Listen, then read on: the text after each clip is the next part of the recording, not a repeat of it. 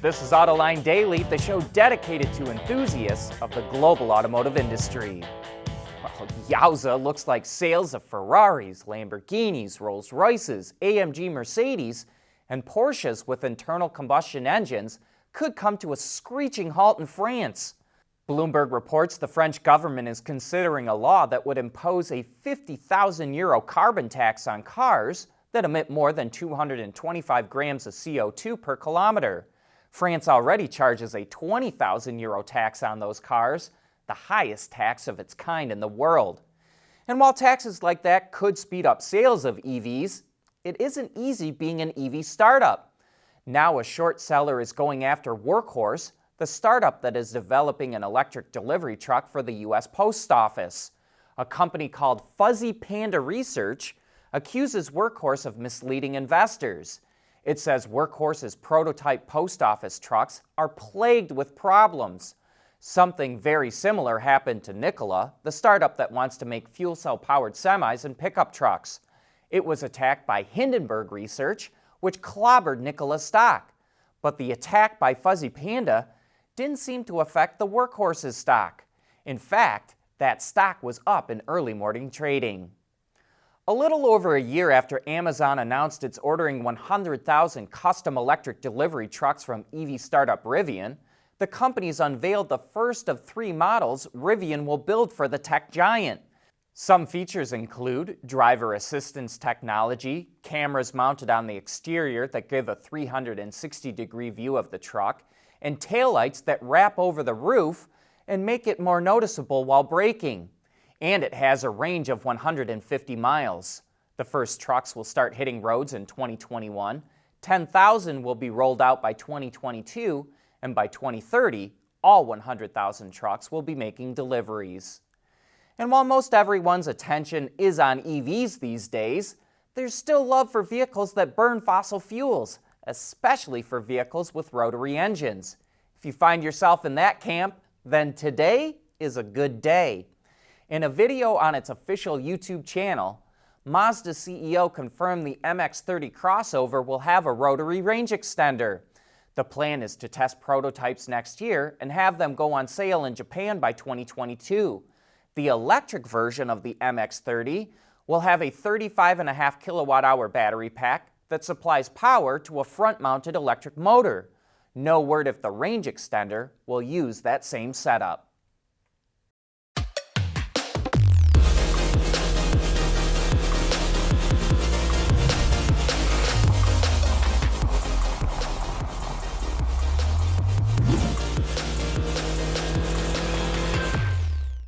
The world is changing at an ever-increasing pace. No matter what the mode of transportation, there is always the need for an efficient propulsion system. And that's exactly what BorgWarner has been doing since the earliest days of the automotive industry.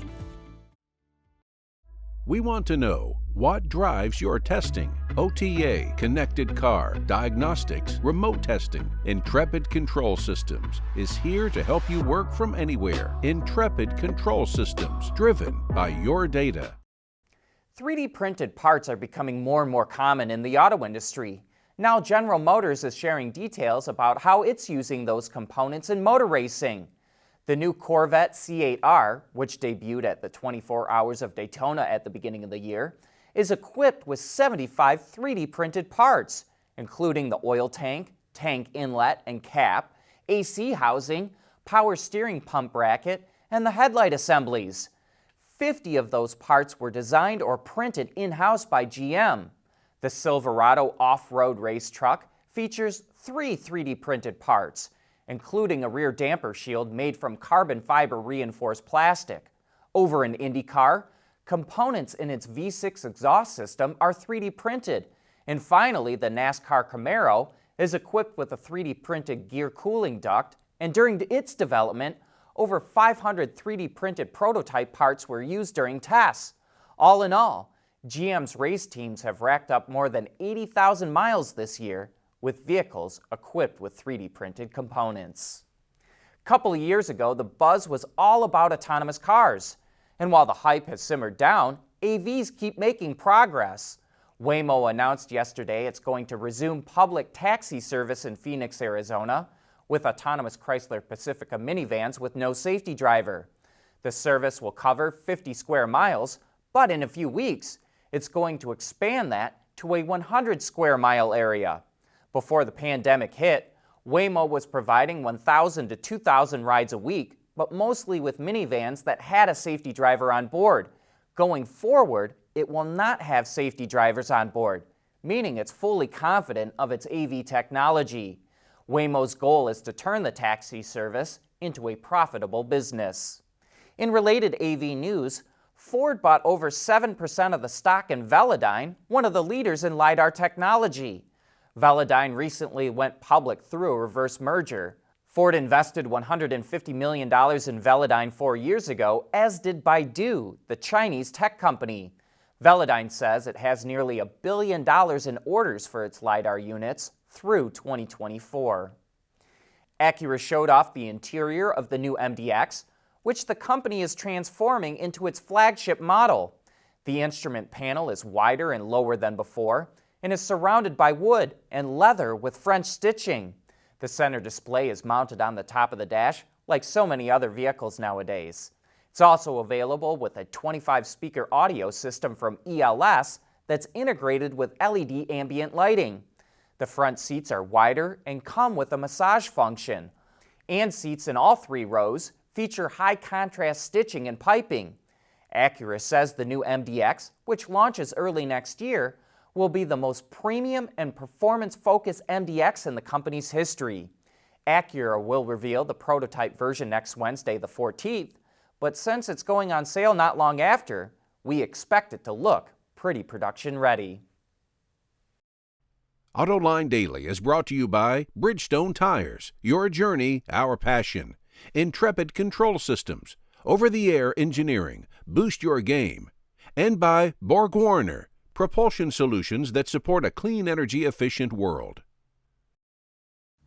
Well, I think I was wrong in easily dismissing Audi's and other automakers' sounds for EVs as dumb. Some of you, like Aurora Jones, had great comments. This is what I've been saying for years. Do the noise, make it unique, make it good. That noise then sings your brand or the model's brand anytime people hear it. No one gets this yet, but just like jingles, you associate those sounds with brands. Cars can do this by the main brand or drive down further model specific. Oh, that's a Mustang. Oh, that's a Porsche. Just like with ICE, it's another thing those of us can count on hearing. Electrics need this as they are quiet as standard. I never thought to associate these sounds with brand jingles, like you might hear on a commercial. Just think of all the brands you remember because of a catchy tune. But to your point, Aurora, it would have to be a good noise. And in my opinion, that means it would have to be something different than all these futuristic sounds that automakers keep picking. Commenter CC would be on board with that. Agree it's a dumb idea. Unless they give owners an option to customize the sound. I'd be all in for that. Or Steve Johnson, who says, "Ha! I want my car's front grille speaker to play Safari's Wipeout on continuous loop." Well, funny idea there, but I'd never want to be stuck in a traffic jam with Steve around. And speaking of great comments, here's an email we got after running the story on Monday about Magna's new Easy Entry seat. Scott Stevenson wrote in to say, "In this age of computerized everything, why can't I select my height, inseam, and arm length, and the car will automatically position my power seats in the ergonomically correct position for my dimensions, which of course I could then adjust. Or heck, with a car that has internal cameras, why can't it just measure me and do the same thing with no typing? Or if that requires too many sensors in the seat, why isn't there at least a computer program to tell me how far away my chest should be from the steering wheel, etc.? We're not sure. But we do have a lot of people from the supplier community that watch this show, and maybe one of them has an answer for you. And Scott, we think you might just have given suppliers a new project to look into. And do you ever have any thoughts like this? I think it'd be great if you'd share them with us. As I said, there's a lot of people watching out there that are in the right positions. Who knows? Maybe your idea could show up in a future automobile. But that's it for today and this week's worth of shows. Thanks for watching. Have a great weekend.